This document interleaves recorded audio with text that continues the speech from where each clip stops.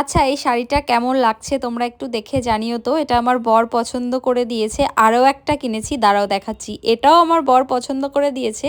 এটা একদিনকে পরে একটা জায়গাতে গেছিলাম, খুব ভালো একটা কাজে গেছিলাম শাড়িটা পরে। তো রাতেবেলায় আজকে রান্না করেছিলাম ফ্রাইড রাইস আর চিকেন কষা। আমার না ফ্রাইড রাইস আর মটন কষা খেতে সব থেকে বেশি ভালো লাগে, কিন্তু এরকম ফ্রাইড রাইস আর চিকেন কষা খেতেও মন্দ লাগে না। আজকে করেছিলাম গোটা রসুন, গোটা পেঁয়াজ এই সমস্ত দিয়ে, আর খেতেও খুব সুন্দর হয়েছিল। তারপর সোজা চলে গেছি পরের দিনের ভিডিওতে। এটা হচ্ছে লেন্স কাটে আমি একটা চশমা বানাতে দেবো জন্য গিয়েছিলাম। সেখানে গিয়েই চশমা দেখার আগে আমি দেখে নিচ্ছিলাম কিছু সানগ্লাস।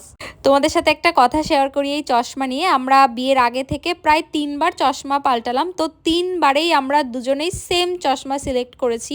তো এটা ভালো না খারাপ আমি জানি না, কিন্তু আমার যেটা পছন্দ হয় বা ওর যেটা পছন্দ হয় সেটা আমারও পছন্দ হয়।